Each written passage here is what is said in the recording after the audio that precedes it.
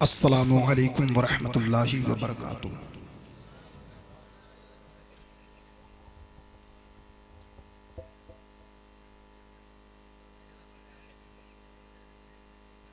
अल्हम्दुलिल्लाह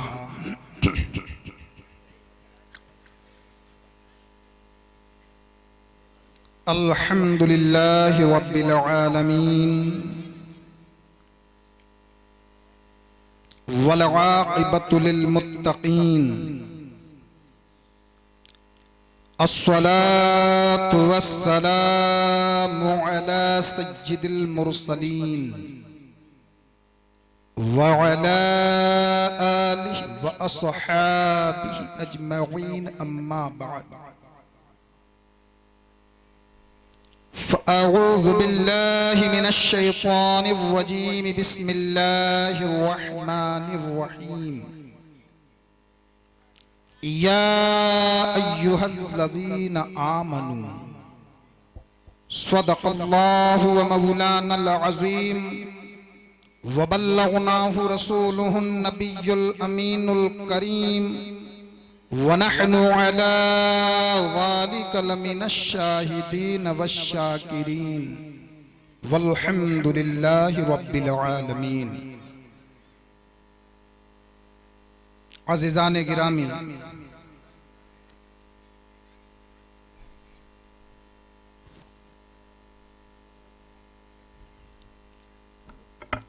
आप हज़रात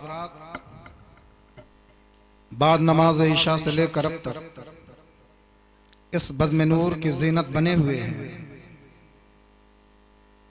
स्टेज पर एक अजीम शख्सियत काज़ी शहर गाज़ीपुर हज़रत अल्लामा व मौलाना मुफ्ती हैदर अली वहीदी साहब तशरीफ़ फरमा है और दिगर उलमाए किराम व हुफ़्फ़ाज़े किराम जलवाबार है। रूबरू आप हज़रात की मौजूदगी है। कुछ लोग वापस भी चले गए और कुछ लोग भाग भी गए। जाने में और भागने में बड़ा फर्क होता है। जाने वाला आएगा और भागने वाला नहीं आएगा। बहरहाल हमने तो कभी कसरत व किल्लत की परवाह नहीं की। हजारों का मजमा तो भी वही मिजाज, सामने 10-5 लोग बैठे हों फिर भी वही मिजाज। तो बस मैं ये चाहूंगा जितने लोग बैठे हैं तवज्जो के साथ सुने। जो लोग चले गए जाने दीजिए, मगर एक बात ये बताइए, सुनने का मिजाज है कि नहीं? सुनना चाहते हैं तो आइए पहले एक बार जी लगाकर अपने आका व मौला जनाब मोहम्मद रसूलुल्लाह सल्लल्लाहु अलैहि वसल्लम और आपकी आले पाक की बारगाह में मोहब्बतों भरा नजराने दुरूद पेश कर लें। पढ़े बुलंद आवाज से अल्लाहुम्मा सल्ली अला सय्यिदिना व मौलाना मुहम्मद व अला आलि सय्यिदिना व मौलाना मुहम्मद व बारिक वसल्लिम सल्लु अलैहि सलातु व सलामुन अलैका या रसूलल्लाह सल्लल्लाहु अलैहि वसल्लम। आज सुबह में मौलाना ज़हीर अख्तर गाजीपुरी से गुफ्तगू हो रही थी। मैंने कहा कि अगर सामईन ने साथ दिया तो इंशाअल्लाह कुछ इनफरादी गुफ्तगू होगी। तो हमें लग रहा है कि आप लोग हमारा साथ दे रहे हैं। बस ये साथ बनाए रखें। चंद अशार के साथ मैं अपनी गुफ्तगू का आगाज करता हूँ, फिर मज़कूरा आयत मुक़द्दस के ज़िम्न में मेरी गुफ्तगू होगी। पेशगी मचल कर एक बार कह दे सुभान अल्लाह। सुभान अल्लाह, सुभान अल्लाह। जन्नत में 2 नहरें हैं। दो नहरें हैं। एक नहर का नाम है कौसर, एक नहर का नाम है तस्नीम। हर कोई मुतमन्नी है हमें कौसर और तस्नीम मिल जाए। आओ सुने तवज्जो के साथ। वाह वाह वाह। और जन्नती नहरों की खूबियों के बारे में आप लोगों को खूब मालूम है कि वो पानी दूध से ज्यादा सफेद, शहद से ज्यादा, बर्फ से ज्यादा, मुश्क से ज्यादा खुशबूदार। अब ये तो उसकी खूबी हो गई, मगर मैं एक और पानी की खूबी बयान कर रहा हूं, बस देखना यह है किस किस के जहनों तक पहुंच रहा है। नबी के पांव के, नबी के पांव के तलवों से जब लगा पानी, नबी के पांव के तलवों से जब लगा पानी, नबी के पांव के तलवों से जब लगा पानी, लगा कि कौसरो तस्नीम बन गया पानी। नबी के पांव के तलवों से जब लगा पानी, लगा के कौसरो तस्नीम बन गया पानी। और मेरे खुदा हो दमे नज़्अ मुझ पे इतना करम, दमे नज़्अ मौत के वक्त मेरे खुदा हो दमे नज़्अ मुझ पे इतना करम। हम तो ये सोचते हैं कि जब हम बिस्तरे मर्ग पर हों, हमारे बच्चे आकर हमें पानी पिला दे, हमारे बेटे आकर, हमारी बेटियां आकर, हमारे पोते पोतियां, हमारे नवासे नवासियां आकर हमारे मुंह में 2 घूंट पानी डाल दे। लेकिन शायर के तसव्वुर का परवाज तो जरा देखें।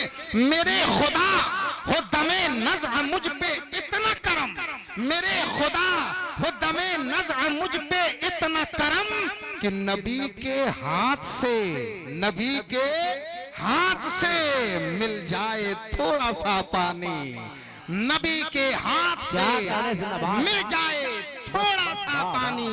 मेरे खुदा हो दमे नज़्अ मुझ पे इतना करम, नबी के हाथ से मिल जाए थोड़ा सा पानी। और इलाही ऐसा कभी ख्वाब ही में हो जाता, इलाही ऐसा कभी ख्वाब ही में हो जाता, इलाही ऐसा कभी ख्वाब ही में हो जाता कि हुजूर करते वजू और मैं डालता पानी, हुजूर करते वजू और मैं डालता पानी। इलाही ऐसा कभी ख्वाब ही में हो जाता, हुजूर करते वजू और मैं डालता पानी।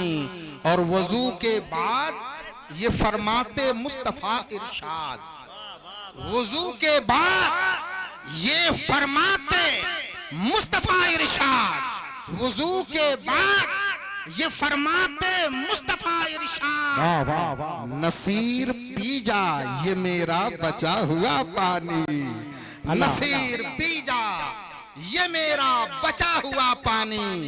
नबी के पांव के तलवों से जब लगा पानी, लगा के कौसरो तस्नीम बन गया पानी। आइए मोहब्बत के साथ एक मर्तबा और दुरूद पढ़ ले। पढ़िए अल्लाहुम्मा सल्लि अला सय्यदिना व मौलाना मुहम्मद व अला आलि सय्यदिना व मौलाना मुहम्मद व बारिक व सल्लिम सल्लु अलैहि सलातन व सलामन अलैहि या रसूल अल्लाह सल्लल्लाहु अलैहि वसल्लम। स्टेज पर हुफ़ाज़ की कसरत भी है और आज 5 हाफिजों की दस्तारबंदी भी होने वाली है इंशाअल्लाह। मैं दस्तारबंदी से कबल ही उनको मुबारकबाद दे रहा हूं और उनके वालिदीन और तमाम रिश्तेदारों को भी। मगर एक सवाल के साथ मैंने कुरान मुक़द्दस के एक आयत बाबरकात के इब्तिदाई जुमलों की तिलावत, इब्तिदाई अल्फाजों। अल्लाह ने इरशाद फरमाया या अय्युहल्लज़ीना आमनू। सवाल ये है अल्लाह ने कुरान में कितनी जगह अहले ईमान को खिताब करते हुए या अय्युहल्लज़ीना आमनू फरमाया। सवाल ये है अज़ीज़ान गिरामी, अल्लाह अज़्ज़ व जल्ल ने कुरान मजीद में 89 आयतों की इब्तिदा या अय्युहल्लज़ीना आमनू से की है। कितनी आयतों की? 89 आयतों की इब्तिदा अल्लाह ने या अय्युहल्लज़ीना आमनू से की है। और अगर आप कुरान को पढ़ते जाएं, जो सबसे पहली आयत अल्लाह ने या अय्युहल्लज़ीना आमनू से शुरू फरमाई है वो सूरतुल बकरा शरीफ की आयत नंबर 104 है। वो पहली आयत है। कुरान जब हम पढ़ते जाएंगे या अय्युहल्लज़ीना आमनू ला तक़ूलू रायना वक़ूलू उन्ज़ुरना वस्मऊ। सबसे पहली आयत अल्लाह अज़्ज़ व जल्ल ने या अय्युहल्लज़ीना आमनू से जिसकी शुरू, और कुरान की या अय्युहल्लज़ीना आमनू वाली सबसे आखिरी आयत ये सूरह तहरीम की आयत नंबर 8, सूरह तहरीम की आयत नंबर 8, या अय्युहल्लज़ीना आमनू तूबू इलल्लाहि तौबतन नसूहा। मालूम हुआ या अय्युहल्लज़ीना आमनू का आगाज अल्लाह अपने नबी के अदब और एहतराम से कर रहा है। वाह वाह वाह वाह, अल्लाह अपने नबी के अदब और एहतराम से कर रहा है। और इस आयत को आखिरी मर्तबा अल्लाह ने तौबा के साथ जिक्र फरमाया। मालूम हुआ इंसान को पूरी जिंदगी हुजूर की अकीदत और मोहब्बत में गुजारनी चाहिए और जिंदगी की आखिरी अय्याम में अपने तमाम तर गुनाहों से तौबा करनी चाहिए। क्या नुक्ता खींचा है माशाअल्लाह। अपने तमाम तर गुनाहों से बंदे को तौबा करनी चाहिए। खुदा ने फरमाया या अय्युहल्लज़ीना आमनू, ऐ ईमान वालों। कभी इस आयत मुक़द्दस की चाशनी को अपने दिल के अंदर महसूस किया? आज अगर मैं मजमे में से किसी को खड़ा होकर कह दूं तू ईमान वाला है, वो बंदा फूले न समाएगा कि मौलाना गुलाम मुहीउद्दीन कादरी ने मुझको कहा है कि मैं ईमान वाला हूं। काजी शहर गाजीपुर अगर किसी में कोई इस मजमे में खड़ा करके कह दे तू ईमान वाला है, वो बंदा बड़े फक्र के साथ कहेगा काजी शहर गाजीपुर ने मुझको ईमान वाला कहा है। वक्त का कोई आलिम, वक्त का कोई फकीह, वक्त का कोई मुहद्दिस, वक्त का कोई मुफस्सिर, वक्त का कोई पीर, वक्त का कोई खानकाही मिजाज रखने वाला बंदा अगर किसी को या अय्युहल्लज़ीना आमनू कहे तो ईमान वाला है, वो बंदा बड़ा खुश होगा। लेकिन ऐ कुरान पढ़ने वालों, सच बताना, तुम्हें कुरान में किसी दुनियादार ने नहीं बल्कि परवरदिगार ने कहा है या अय्युहल्लज़ीना आमनू। कभी सोचा नहीं कि तुम्हें किसने कहा है ईमान वाला? क्या कहने, जिंदाबाद। कभी सोचा, जिंदाबाद जिंदाबाद। कभी गौर न किया, कभी इसकी चाशनी अपने कल्ब के अंदर महसूस न की कि तुमको ईमान वाला तुम्हारा खालिक कह रहा है, तुमको ईमान वाला तुम्हारा मालिक कह रहा है, तुमको ईमान वाला तुम्हारा परवरदिगार आलम कह रहा है। लेकिन आज हमने तो इसकी लज्जत को महसूस किया ही नहीं। अगर मैं बकौल हजरत बेदम शाबारसी बताऊं, बकौल हजरत बेदम शाबारसी, तो हम तो यही कहेंगे मेरे परवरदिगार तूने हम गुनाहगारों को भी नमासी मर्तबा कुरान में या अय्युहल्लज़ीना आमनू कहा। ऐ मेरे अल्लाह, बस तुझसे दुआ यही है कि मैदान महशर में भी बस एक बार कह देना ऐ ईमान वालों। फिर तो वही मामला होगा कि दुनिया में तूने मुझे, दुनिया में मुझे तुमने जब अपना बनाया है, दुनिया में मुझे तुमने जब अपना बनाया है, महशर में भी कह देना ये है मेरा दीवाना। नारे तकबीर, नारे रिसालत, मसलके आला हजरत खतीब आज़म हिंदुस्तान मौलाना गुलाम मुहीउद्दीन साहब बनारस। वाह वाह वाह। खुदा अगर महशर में कह दे या अय्युहल्लज़ीना आमनू, वाह वाह वाह वाह, फिर यकीन जाने आप हमें तो जन्नती होने की जमानत मिल गई, हमें तो जन्नती होने की सनद मिल गई।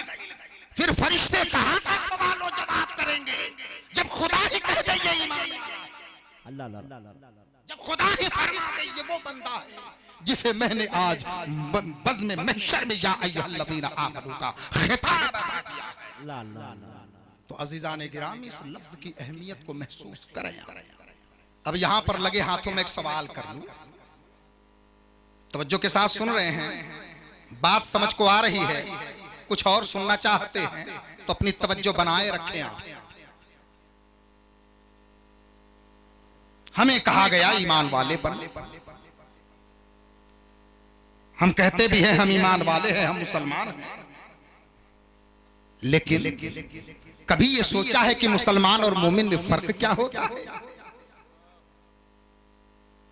जाहिरी तौर पर दोनों हम माना है, जो मुसलमान है वही मोमिन है, जो मोमिन है वही मुसलमान है।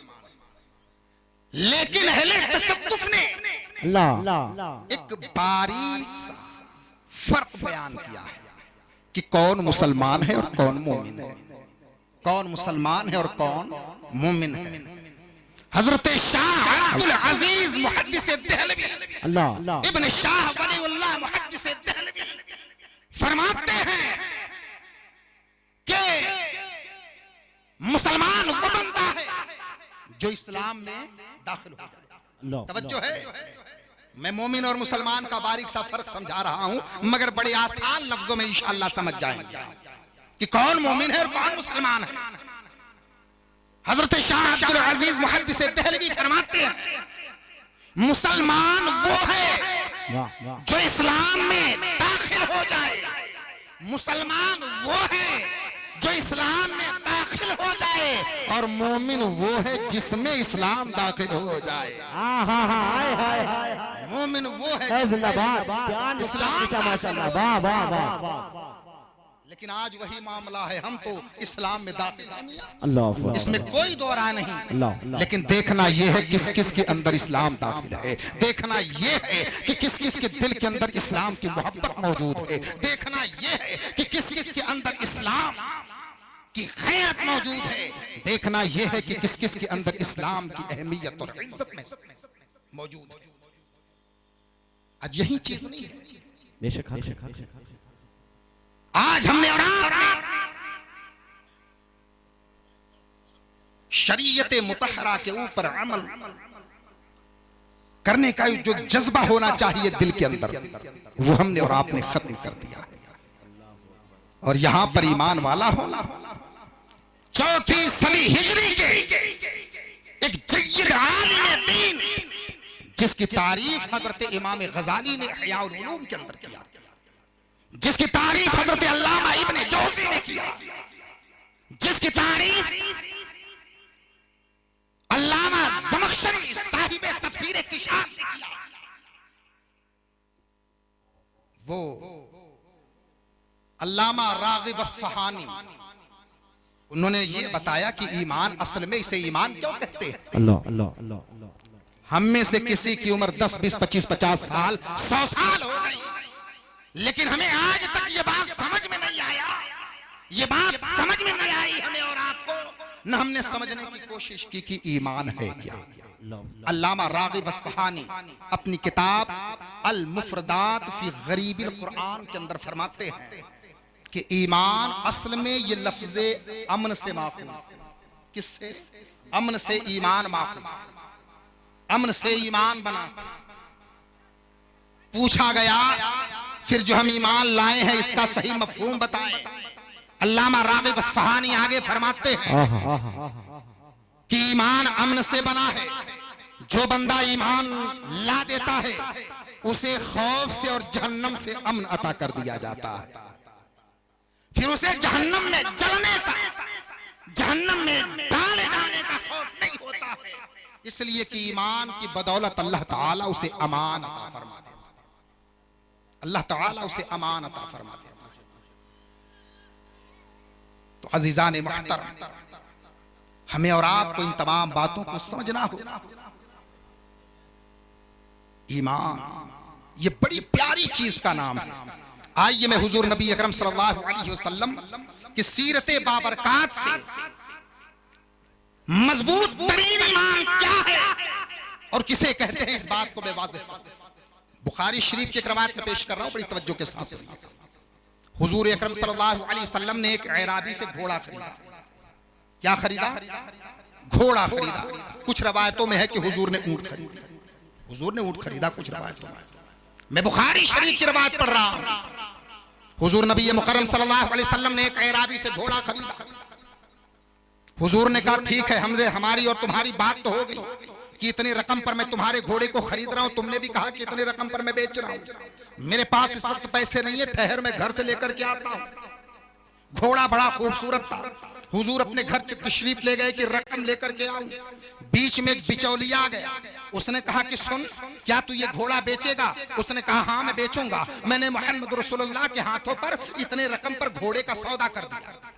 उसने कहा एक बात बता, अगर मैं उनकी कीमत से ज्यादा कीमत तुझे दूं तो क्या करेगा? क्या तू मुझे दे देगा? इसलिए कि वो जितनी रकम दे रहे हैं मैं उससे ज्यादा दूंगा। और इस मुनाफिक ने जो ये तजवीज पेश की थी, आज अक्सर मुसलमानों का भी ये रवैया हो चुका है। अगर कोई मुसलमान भाई कोई जमीन, कोई प्लाट, कोई चीज अगर खरीदने को जाता है तो तीसरा उसमें कूद पड़ता है, वो इतना दे रहा है मैं उससे ज्यादा दूंगा, तुम मुझको दे दो। ये सही तरीका नहीं है। इस्लाम इस बात की इजाजत नहीं देता है। प्यारे आका सल्लल्लाहु अलैहि वसल्लम अपने घर तशरीफ ले गए थे। घोड़े की बात जो उससे हुई थी, जब उसने देखा कि रकम ज्यादा मिल रही है, उसने कहा ठीक है ले जाते, ले जाते। अब उसने घोड़ा ले लिया, तब तक हुजूर रकम लेकर के भी आ गए। हुजूर ने कहा मेरा घोड़ा वो क्यों लेकर के जा रहा है? उसने कहा मैंने उसके हाथों पर बेची है। हुजूर ने कहा जो मेरी और तेरी बात हुई थी, जो सारा सौदा तय हुआ था, जिस रकम पर तूने मुझे घोड़े को बेचा था, अब एक सच बात बताना कि तूने ये वादे से बेवफाई क्यों की? उसने कहा हमारी और आपकी कोई बात ही नहीं हुई थी, हमारी और आपकी कोई बात ही नहीं हुई थी।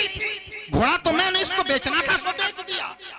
हुजूर ने फरमाया ना, तू गलत बोल रहा है। जब तेरा और मेरा सौदा हो चुका था तो तीसरे आदमी को तूने बेचा ही क्यों कर है? अजीजान मोहतरम, हुजूर अलैहिस्सलातु वस्सलाम और उस घोड़े बेचने वाले अराबी के बाहम गुफ्तगू हो ही रही थी कि लोगों की भीड़ जमा होने लगी। वो अगला आदमी भी घबराया। उसने कहा ठीक है ऐ मोहम्मद इब्न अब्दुल्लाह सल्लल्लाहु अलैहि वसल्लम, अगर आप कोई गवाह पेश कर दें कि मैंने आपके हाथों घोड़ा बेचा है तो घोड़ा आप लेकर के जाए। हुजूर ने फरमाया तू ऐसी बातें क्यों कर रहा है, जबकि मेरे और तेरे बीच जब घोड़े को लेकर के गुफ्तगू हो रही थी तो तीसरा कोई मौजूद था ही नहीं जो कि गवाही दे। उसने कहा नहीं, अगर आप गवाही पेश करें मैं घोड़ा आपको दे दूंगा, आप लेकर चले जाइएगा। अब वहां पर बहुत सारे मुसलमान भी जमा थे, लेकिन गवाही देने को कोई तैयार नहीं हुआ, इसलिए कि किसी के सामने सौदा हुआ ही नहीं था। बगैर देखे कोई कैसे गवाही दे दे?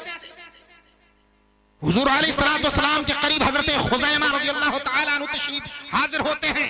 अर्ज करते हैं हबीबी या रसूलल्लाह क्या मामला है? हुजूर नबी मुकर्रम सल्लल्लाहु अलैहि वसल्लम ने सारी बातें बयान फरमाई। उसने कहा या रसूलल्लाह, तो क्या अगर कोई बंदा इस बात की गवाही दे दे कि घोड़ा आपने खरीदा है तो क्या ये बंदा दे देगा? उस अराबी ने कहा हाँ, अगर कोई गवाही देने को तैयार हो जाए तो मैं ये घोड़ा मोहम्मद रसूलुल्लाह के हवाले कर दूंगा। हजरत खुज़ैमा ने अपने हाथों को उठाकर कहा है ऐ सारे मजमे वालों, इस बात के गवाह हो जाओ कि मैं गवाही दे रहा हूं कि मोहम्मद रसूलुल्लाह ने घोड़ा खरीदा है और इस बंदे ने हुजूर के हाथों घोड़ा बेचा। हजरत खुज़ैमा ने गवाही दे दी। सारे लोग हैरान कि वहां पर खुज़ैमा थे ही नहीं। मेरे हुजूर ने पूछा खुज़ैमा एक बात ये बता, तू तो वहां पर मौजूद था नहीं, तूने कैसे गवाही दे दी? अल्लाह अल्लाह अल्लाह। हजरत खुज़ैमा ने अर्ज किया या रसूलुल्लाह, एक ऊंट और घोड़े की क्या औकात है? एक ऊंट और घोड़े की क्या औकात है? आप कह रहे हैं ना कि घोड़ा आपने खरीदा है तो आपकी बात ही काफी है, इसलिए कि आपके कहने पर मैंने बगैर देखे जब खुदा को मान लिया है तो इसे एक सौदे की क्या। सुभान अल्लाह, नारे तकबीर, नारे रिसालत, मसलके आला हजरत उलमाए अहले सुन्नत। या रसूल अल्लाह, आपके कहने पर, आपके बताने पर हमने खुदा को नहीं देखा लेकिन हमने मान लिया है। आपने बताया जन्नत है, हमने देखा नहीं लेकिन मान लिया। आपने बताया जहन्नम है, हमने देखा नहीं लेकिन मान लिया। आपने बताया कौसर है, हमने देखा नहीं लेकिन मान लिया। आपने बताया महशर कायम होगी, हमने देखा नहीं लेकिन मान लिया। आपने कहा तू सिरात है, हमने देखा नहीं लेकिन मान लिया। या रसूल अल्लाह, जब सारी बातें हमने आपके कहने पर मानी है तो इसे एक घोड़े की क्या औकात है? हमने तो रब को भी आपके कहे पर माना है तो इस घोड़े की क्या औकात है? एक देखने वाले का कहा मान लिया है, एक देखने वाले का कहा मान लिया है। बिन देखे तुझे हमने खुदा मान लिया है, बिन देखे तुझे हमने खुदा मान लिया है। तो हमने तो नबी के बताने पर सब कुछ माना है। हम में से किसी ने देखा हो तो बताए। लेकिन हुजूर ने कह दिया हमने मान लिया। तो अजीजान मुहतरम, ये हमारे नबी अकरम सल्लल्लाहु अलैहि वसल्लम की शान है, ये हुजूर की अजमत है। उसी वक्त हुजूर ने हजरत खुजैमा के लिए इरशाद फरमाया, ऐ हाज़रीन गवाह हो जाओ, काजी के यहां किसी फैसले को लेकर दो गवाहों की जरूरत पड़ती है, लेकिन अगर मेरा खुजैमा तन्हा गवाही दे दे तो दो गवाहों के बराबर इसकी गवाही मानी जाएगी। ये मकाम हजरत खुजैमा को जहां जहां पर दो दो गवाहों की जरूरत पड़ती है, अगर तन्हा खुजैमा गवाही दे दे तो उसकी गवाही दो गवाहों के बराबर मानी जाएगी। तो ये हजरत खुजैमा के ईमान की पुख्तगी है, ये हजरत खुजैमा के ईमान की तकवीयत की दलील है। तो अजीजान मुहतरम, हुजूर नबी मुकर्रम सल्लल्लाहु अलैहि वसल्लम के सहाबा ने हमें बताया कि पुख्ता ईमान की अलामत। तो अजीजान मुहतरम, लेकिन बहुत अफसोस की बात है, आजकल हमारे नौजवान कॉलेज और यूनिवर्सिटीज में पढ़ते हैं, मॉडर्न एजुकेशन हासिल करने का मुद्दा लेकर कॉलेजों और यूनिवर्सिटियों का रुख करते हैं, लेकिन बहुत से ऐसे होते हैं जो इस्लाम के अकायद और नजरियात से बेजार होकर के निकलते हैं। ये मामला है आजकल कॉलेज और यूनिवर्सिटियों में पढ़ने वाले हमारे स्टूडेंट्स का। वो निकलते हैं, फिर उनका मिजाज बन जाता है, हम जिस चीज को देखेंगे उसी को मानेंगे, हमने जिसे देखा ही नहीं उसे नहीं मानेंगे, हमने जन्नत नहीं देखी है तो हम कैसे मान ले कि जन्नत है, हमने जहन्नम देखा ही नहीं है तो हम कैसे मान ले कि जहन्नम। नारे तकबीर, नारे रिसालत, मसलके आला हजरत, हुफ्फाज़े किराम, नारे तकबीर, नारे रिसालत, जश्ने दस्तारे बंदी, मदरसा दारुल उलूम बहारे मदीना, सरजमीने पतरही जौनपुर, नारे तकबीर, नारे रिसालत। आप लोग अपनी माथे की निगाह से देख रहे हैं कि वो तमाम तर अजीम शख्सियतें जिनके सरों पर आज जश्न दस्तारे हिफ्ज़ के मौके पर हिफ्ज़ की सनत उनके हाथों में अता की जाएगी, उनके सरों पे हिफ्ज़ की दस्तार रखी जाएगी, उन्हें सौंपा जाएगा एक बहुत अच्छा अजीम काम। तो आप तमाम तर लोगों से मेरी गुजारिश है कि आगे की जगह कवर करें और अदब व एहतराम के साथ बैठें। सुभान अल्लाह। बच्चों को आगे बैठाएं, आगे बैठाएं, दो लोगों को उधर बैठा दे, दो लोगों को इधर बैठा दे।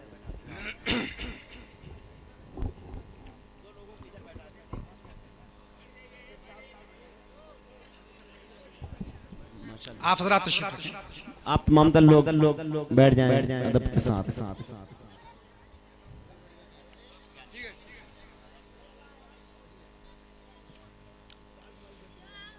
आइए दुरूद पाक पेश करने पड़ी। अल्लाहुम्मा सल्लि अला सय्यिदिना व मौलाना मुहम्मद व अला आलि सय्यिदिना व मौलाना मुहम्मद व बारिक वसल्लम। सल्लु अलैहि सलातु व सलाम अलैका या रसूलल्लाह सल्लल्लाहु तआला अलैहि व आलिहि वसल्लम। अज़ीज़ान गिरामी, तो मैं ये अर्ज कर रहा था कि आज कॉलेजों और यूनिवर्सिटियों का रुख करने वाले हमारे बहुत से ऐसे मुसलमान बच्चे हैं जो उन यूनिवर्सिटियों से निकलने के बाद इस्लाम के ऊपर सवाल खड़ा करते हैं। उनका एक मिजाज बन जाता है, वो जिस चीज को देखते हैं उसी को मानते हैं, जिस चीज को नहीं देखते उसको तस्लीम करते ही नहीं। उनका मिजाज हो जाता है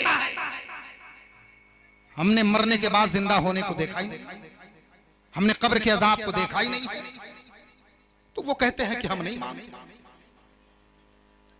हमने जन्नत जहन्नम फरिश्ते जिन शैतान इन चीजों को देखा ही नहीं है तो नहीं मानते। हमारी कौम का बहुत बड़ा आलमिया है ये। अपने बच्चों को कॉलेजों और यूनिवर्सिटियों में जरूर भेजो, लेकिन पहले उन्हें दीन का इल्म सिखाओ, उनके पास किसी आलिम के पास उनको बिठाओ ताकि वो बच्चे जरूरियात दीन से वाकिफ हो और अपने ईमान को पुख्ता और मजबूत करने के बाद कॉलेजों और यूनिवर्सिटियों में जाएं। बड़ी तवज्जो के साथ इस बात को सुनिएगा। यही वजह है कि आज हमारे यहां ईमान की अहमियत समझने वाले कम लोग हैं। वो चाहे नौजवान हो, चाहे वो नौजवान बच्चे हो, या चाहे वो नौजवान बच्चियां जो कॉलेजों और यूनिवर्सिटियों में पढ़ते हैं। मॉडर्न एजुकेशन ने दीन और इल्म दीन से दूर रहने की वजह से न जाने कितनों को गुमराह कर डाला, इस्लाम पर सवाल खड़ा करने वाला बना डाला। वरना इस्लाम की अहमियत क्या होती है, ईमान की अहमियत क्या होती है? आओ सुनो। हजरत मूसा कलीमुल्लाह अलैहिस्सलाम का जमाना है, सबको मालूम है। फिरौन सबसे कहता था मुझे सजदा कर, मैं तुम्हारा रब, मैं तुम्हारा खुदा हूं, मैं तुम्हारा मालिक हूं। फिरौन पकड़ पकड़ कर लोगों से सजदे करवा रहा था। अल्लाह अल्लाह, जो फिरौन को खुदा न माने उसे कत्ल कर दिया जाता था, उसके बच्चों को ज़िबह कर दिया जाता था, उनके घरों में आग लगा दी जाती थी, उनके फसलों को तबाह कर दिया जाता था, उनके जानवरों को काट कर फेंक दिया जाता था।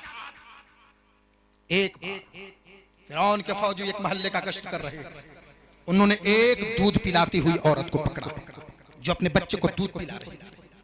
उन्हें मालूम हुआ कि ये वो औरत है जो हजरत मूसा कलीमुल्लाह के नाम का कलमा पढ़ती है। गिरफ्तार करके फिरौन के सामने लेकर के आते हैं।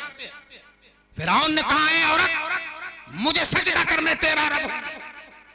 वो औरत भी हजरत मूसा को मानने वाली थी। ईमान हिमालय पर्वत से भी ज्यादा मजबूत। उसने कहा, फिरौन ना, मेरा रब तो वो है जो मूसा का रब है, मैं तुम्हें क्यों करके रब तस्लीम कर लूं और मान लूं?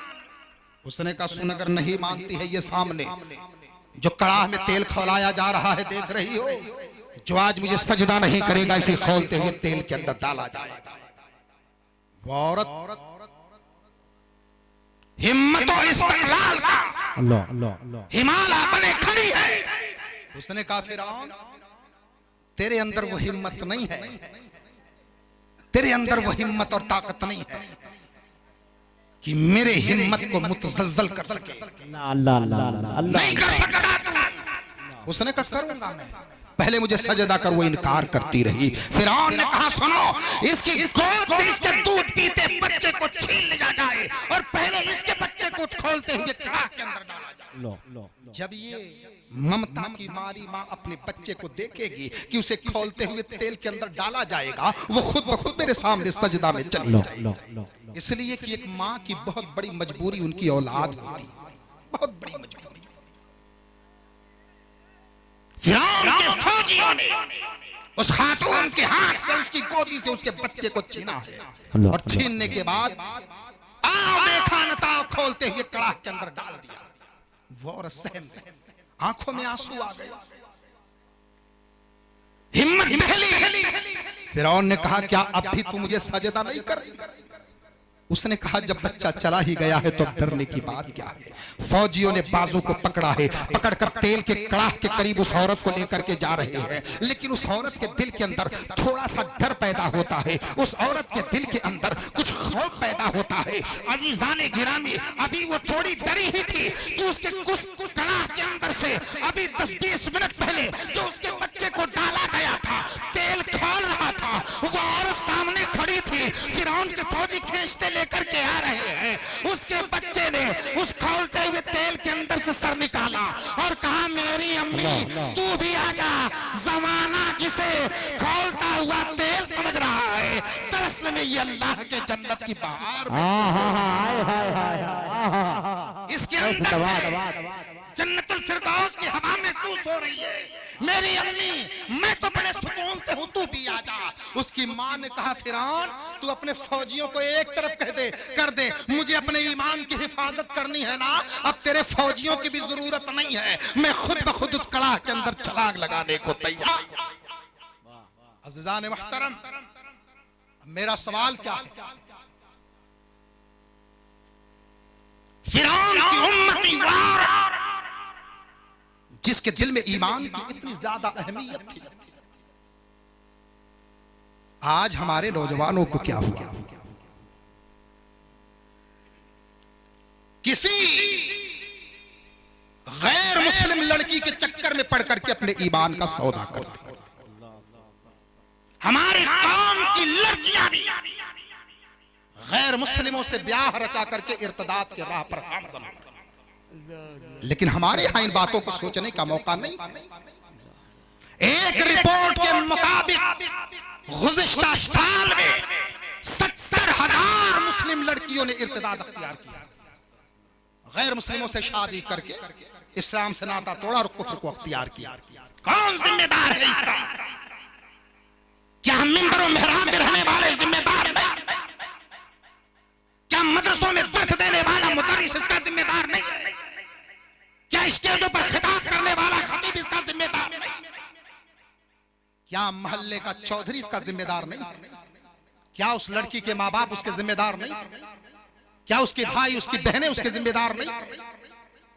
जबकि जमाना जानता है, हर किसी को मालूम है कि चंद गैरों की मुतशद्दिद तंजीमों ने अपने नौजवानों को इस काम के ऊपर रखा है कि तुम मुसलमानों की बच्चियों को गुमराह करो, उनको अपने प्रेम के जाल में फंसाओ, उनसे ब्याह करो और उनसे उन औलादों को पैदा करो जो इस्लाम के खिलाफ लड़ने को तैयार। कौन जिम्मेदार है मियां? क्या अखबार आप लोग नहीं पढ़े? न्यूज चैनलों को आप लोगों ने नहीं देखा? सोशल मीडिया पर गर्दिश करने वाली खबरें आपकी आंखों में आंसुओं के दो कतरे नहीं लाती अपने कौम के इस हाल को देखकर? इसकी वजह क्या है, कभी समझाया? हमने खुद अपने हाथों से अपनी बच्चियों को आवारा किया है। मेरे ये जुमले सख्त जरूर हैं, लेकिन अगर दिल की गहराइयों से समझोगे पता चलेगा कि गुलाम मुहीउद्दीन कादरी झूठा नहीं सच्चा है। वो तजज़िये की बुनियाद पर बातों को कर रहा है, वो फैक्ट्स की बुनियाद पर अपने लेक्चर को मजीद तकवीयत दे रहा है। अजीजान गिरामी, समझो समझो, वरना एक वक्त तो आएगा कि तुम्हारी घरों की बच्चियां मुसलमान बच्चों से निकाह करने को नहीं बचेंगी। कहां जाओ? अल्लाह ताला के यहां जवाब देना है। ये बात अपने जहन में डालो, जवाब देना है। हर किसी से जवाब होगा। जो कौम का ठेकेदार है उससे भी जवाब होगा, जो मोहल्ले का चौधरी है उससे भी जवाब लिया जाएगा, जो वक्त का खतीब है उससे भी पूछा जाएगा, जो वक्त का फलसफी और फकीह है उससे भी सवाल किया जाएगा कि मेरे नबी की उम्मती गुमराह हो रहे थे, कहां था?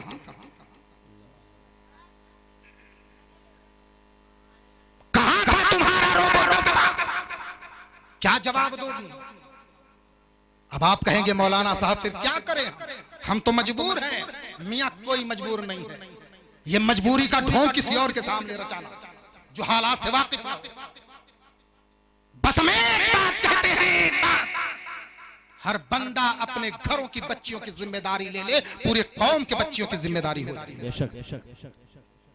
बचाओ अपने बच्चियों को इर्तिदाद की राह पर भटकने से, बचाओ अपने बच्चियों को काफिर और मुशरिक होने से, बचाओ अपने बच्चियों को इस्लाम मुखालिफ बच्चों को चलने से। नारे तकबीर, नारे रिसालत, मसलके आला हजरत, उलमाए अहले सुन्नत, उलमाए अहले सुन्नत, नारे तकबीर, नारे रिसालत। मेरी माओ और बहनों सुनो गौर के साथ, क्या आपको मालूम है कि इस्लाम में वो कौन सी खातून है जो सबसे पहले शहीद की गई? मेरी माँ और बहनों तवज्जो, हजरत बीबी सुमैया है। वो जिसके घर में चूल्हा चौका किया करती थी, उसके मालिक को मालूम हुआ ये मोहम्मद की गिरविदा हो चुकी है, ये मोहम्मद रसूलुल्लाह सल्लल्लाहु अलैहि वसल्लम के नाम का रट लगाने वाली है, ये मोहम्मद रसूलुल्लाह के नाम का कलिमा पढ़ने वाली हो गई है। उसने कहा सुमैया, मोहम्मद रसूलुल्लाह से अपने दामन को छोड़ दे, मोहम्मद के दामन को छोड़ दे, तेरी फलाह इसी में है, तेरी फलाह इसी में है, वरना सुन ले सुमैया तुझे कत्ल कर दूंगा मैं। सुमैया भी अल्लाह अकबर,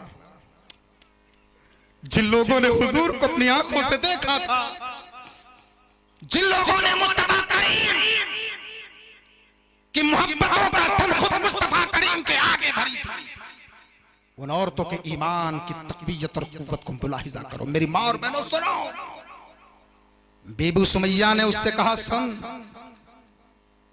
जमाने में किसी और के दामन को छोड़ने की बात करनी हो तो कर दे, और तू अगर ये चाहता है कि मैं दामने मुस्तफा को छोड़ दूं तो ये नहीं हो सकता। जो जान मांगो तो जान दे दे, जो माल मांगो जो जान मांगो तो जान दे दे, जो माल मांगो तो माल दे दे, मगर ये हमसे न हो सकेगा नबी का जाहो जलाल दे दे, मगर ये हमसे न हो सकेगा नबी का जाहो जलाल दे दे। बीबी सुमैया भी ईमान के तहफ़्फ़ुज़ में बड़े ही शान आन बान के साथ खड़ी है। उनका मालिक जो था जालिम, उसने गुस्से में आकर के हजरत बीबी सुमैया के नाक के नीचे अपने भाले को इतनी तेजी के साथ मारा है कि वो भाला उसकी इन्नी आपके पीठ के पीछे से निकल गई और बीबी सुमैया वहीं पर शहीद होकर के गिर पड़ी है। ये वो खातून है जिसे इस्लाम के नाम पर सबसे पहले शहीद किया गया। मेरी माँ और बहनों, आप अपनी तारीख को पढ़ें और समझें, लेकिन हमें तो आज Facebook, Twitter, social media, WhatsApp, इन चीजों से फुर्सत नहीं है। हमें फिल्मी गाने, ड्रामों, इन चीजों से फुर्सत नहीं है कि हम नबी और नबी के सहाबा की सीरत पढ़ें, हम अल्लाह वालों की सीरत पढ़ें। और यही वजह है, जो भी कौम अगर अपने असलाफ के किरदार को भुला देती है, वो कौम उस मकाम पर पहुंच जाती है कि आने वाली नस्लें उसे भूल जाती है, उसका कहीं कोई नाम नहीं होता है, सफ़े हस्ती से उसका नाम मिट जाता है। और सुनो नौजवानों, आज फोन के जरिए से इश्कबाजियां करने वालों, बड़ी तवज्जो के साथ सुनना क्या अंजाम होना है। मेरे नबी अलैहिस्सलातु वस्सलाम इरशाद फरमाते हैं कि अगर किसी ने किसी को गंदी नजर से देखा, अब वो चाहे कोई मर्द किसी औरत को गंदी नजर से देखे, कोई लड़का किसी लड़की को गंदी नजर से देखे, या कोई लड़की किसी लड़के को गंदी नजर से देखे, जहन्नम में उसकी आंखों में जहर में बुझे हुए तीरों को मारा जाएगा। कर लो नैन मटक्के,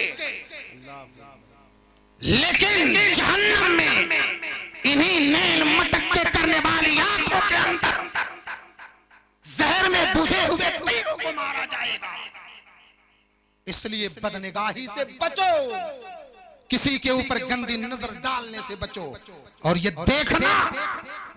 देखना ही वो चीज है जो सबसे, जहां से ज़वाल की इब्तिदा होती है, जहां से बर्बादी का आगाज होता है, जहां से तबाही की शुरुआत होती है। आज हमें ईमान की अहमियत का कोई पता ही नहीं है कि ईमान की अहमियत क्या है, ईमान का मकाम और मर्तबा क्या है। आओ देखो, हजरत हसन बसरी रहमतुल्लाह तआला अलैह, हजरत हसन बसरी रहमतुल्लाह तआला अलैह अपने चंद लोगों के साथ अपनी खानकाह के अंदर बैठे हुए। बड़ी तवज्जो के साथ सुनो, मैं अपनी गुफ्तगू को अब समेटूंगा। हजरत हसन बसरी रहमतुल्लाह तआला अलैह, जिन्होंने नबी के घर में परवरिश पाई, हजरत हसन बसरी अपनी खानकाह में बैठे हुए हैं। आपके बहुत सारे मुरीदीन, बहुत सारे चाहने वाले बैठे हुए हैं। लोगों ने बाहर शोर की आवाज सुनी है। जब लोगों ने अपनी निगाहों को दरवाजे से बाहर की तरफ निकाला, लोगों ने देखा है कि एक बड़ा कद्र मंजिलत वाला था, बड़ी शान और शौकत वाला, बड़ा इल्म फजल वाला, बड़ा ज़ुहद और तक़वा वाला। वो मर चुका है, उसके पैरों में रस्सी बांधकर लोग उसकी लाश को घसीटते हुए लेकर के जा रहे हैं। तवज्जो के साथ सुनिए, लोग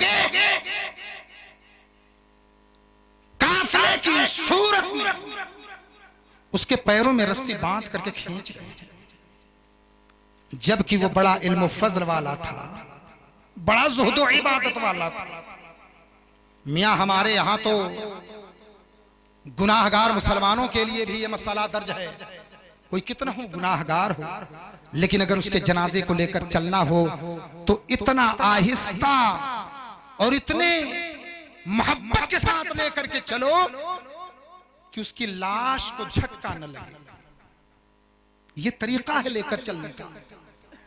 गुनाहगार से गुनाहगार मुसलमान क्यों न हो, वो साहिबे इकराम है, लेकिन वहां पर एक बड़े इल्म वाले और बड़े इबादत वाले के पैरों में रस्सी बांध कर खींची जा रही है। लोगों ने हजरत हसन बसरी से पूछा है, हुजूर ये कौन बंदा है? मैं बता रहा हूं, जिन्होंने ईमान की अहमियत नहीं समझी उसका अंजाम क्या होने वाला है। हजरत हसन बसरी रहमतुल्लाह तआला अलैह फरमाते, सुनो, ये वक्त का बड़ा आलिम व फाजिल, बड़ा आबिद व ज़ाहिद, लेकिन एक दिन ये अपने शागिर्दों और मुरीदों के साथ निकला हुआ था।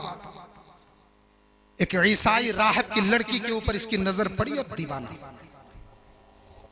एक ईसाई लड़की के ऊपर इसकी नजर पड़ी, दीवाना हो गया। न दिन में सुकून न रातों को नींद, बड़ा बेचैन रहने लगा। एक दिन उस राहिब के पास गया और जाकर के उसने निकाह का पैगाम दे दिया। निकाह का पैगाम दे दिया कि मैं निकाह करना चाहता हूं।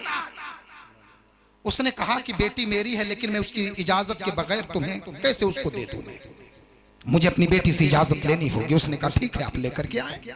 वो गया अपनी बेटी के पास। उसने पूछा कि बेटी फला मुसलमानों का आलिम आया है और वो तुझसे निकाह करने का मुतमन्नी है, बता तू इजाजत देती है? उसने कहा ना बाबा ना, मैं ईसाई हूं, और हाँ अगर वो मुझसे निकाह करने का इतना ही ख्वाहिशमंद है, वो मेरे मजहब ईसाइयत को कबूल कर ले, मैं उसकी जोजियत में चली जाऊंगी, मैं उससे निकाह कर लूंगी, लेकिन शर्त यह है कि उसे ईसाई बनना होगा। उस वक्त तो वो चले गए, लेकिन इश्क ही जान मारता है, शैतान बरगलाता है। एक दिन अपने घर से निकलते हैं पागलों और दीवानों की तरह, और जाकर के उसके बाप से कहते, सुनो मैं आज ईसाइयत को कबूल करूंगा और मैं मजहब इस्लाम को छोड़ूंगा, लेकिन मुझे तुम्हें अपनी बेटी से निकाह करना ही होगा। उसने कहा मैंने तो अपनी बेटी से पूछ ही लिया है, वो राजी हो जाएगी अगरचे तुम इस्लाम को कबूल करो तो। अगर तुम इस्लाम को कबूल करो तो वो राजी हो जाएगी। उसने कहा ठीक है। फौरन ईसाइयत को कबूल करता है और ईमान और इस्लाम से अपना नाता तोड़ लेता है। उसने जाकर के कहा बेटी तुझे मुबारक हो, तेरी वजह से वो मुसलमानों का आलिम वो ईसाई बन गया, अब तू उससे निकाह कर ले। उसकी लड़की ने जवाब दिया ना बाबा ना, अरे जो अपने मजहब का ना हो सका वो मेरा क्या होगा, जो अपने दीन धर्म का ना हो सका वो मेरा क्या होगा, मैं उससे निकाह नहीं कर सकती। इसी को हमारे बुजुर्गों ने कहा है, न खुदा ही मिला ना विसाले सनम, ना इधर के रहे ना उधर के रहे। हाय हाय हाय, दीन भी गया, दुनिया भी गई, इज्जत भी गई, शोहरत भी गया। और जब उसने इनकार किया पागलों की तरह बाहर निकले, पागलपन में अपनी जिंदगी गुजारते हुए चंद दिनों बाद ही मर गया। उसके इर्तदाद की, इस्लाम को छोड़ने की, ईसाइयत को कबूल करने की शोहरत पूरे इलाके में हो चुकी थी। जब लोगों को पता चला ये वो बंदा है जिसने ईसाइयत के लिए नहीं बल्कि एक लड़की के लिए ईसाइयत को कबूल किया है और इस्लाम से अपना नाता तोड़ा, हम इसे अपने कब्रिस्तान में दफन होने नहीं देंगे। कुछ लोगों ने उसके पैरों में रस्सी बांधी और इबरतनाक तमाशा किया उसका, पैरों में रस्सी बांधकर घसीटते हुए पूरे इलाके में गश्त कराया कि लोगों देख लो, आज के बाद जो भी बंदा अगर इस्लाम से अपना नाता तोड़ेगा वो दुनिया में भी जलील होगा और आखिरत में भी। लोग अपने नौजवान बच्चियों की खबर करो, अपने नौजवान बच्चों की भी खबर करो, वरना समझ जाओ किस तबाही और बर्बादी के दहाने पर हमारी कौम खड़ी है। कौन सा ऐसा हिस्सा गोशा है जहां पर इस्लाम मुखालिफ सरगर्मियां न हो, बावजूद इसके आज हमें होश नहीं है। हम आज किसी को गैरों, अपनी किसी बच्ची को गैरों के साथ भागते देखते हैं, हम तो खुश होते हैं कि अच्छा हुआ इसकी पगड़ी समाज में उछल गई, अच्छा हुआ इसकी इज्जत तार तार हो गई।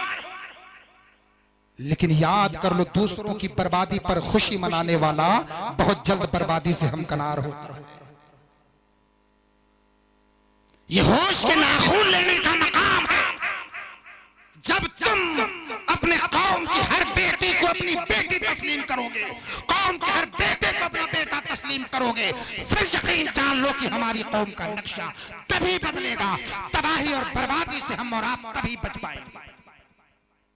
इसके लिए सबसे पहले जरूरी ये है अपने बच्चे को दीन का इल्म सिखाओ, उन्हें ईमान की अहमियत बताओ, उन्हें इस्लाम की अहमियत बताओ, इस्लाम और ईमान के मर्तबे को उनके ऊपर आश्कार करो। आप अपने बच्चों को कॉलेजों और यूनिवर्सिटियों में पढ़ाएं, मैं मना नहीं करता, लेकिन दायरे इस्लाम के अंदर रख कर।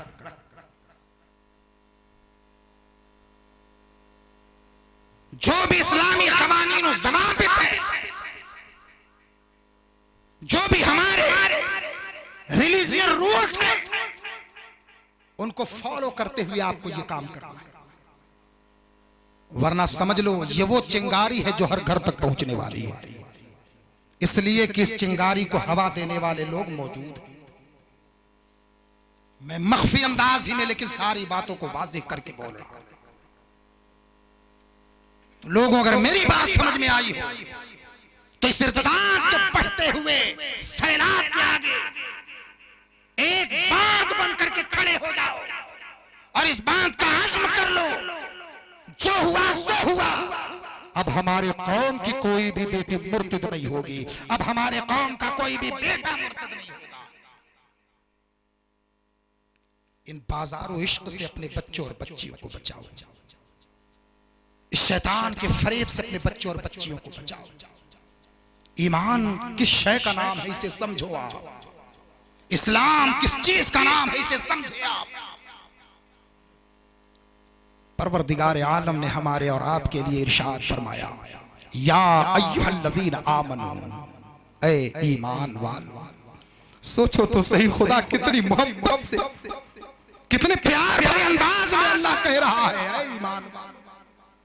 लेकिन आज हम हैं कि कुरान के इस सदा को नहीं सुन रहे हैं, अल्लाह के इस हुक्म को, इस आवाज को नहीं सुन रहे हैं। लोगों, बस यही गुजारिश करूंगा, मैं ईमान की अहमियत खुद भी समझे, अपने बच्चों को समझाएं, ईमान के मकाम और मर्तबे को खुद भी समझे और अपने बच्चों को समझाए।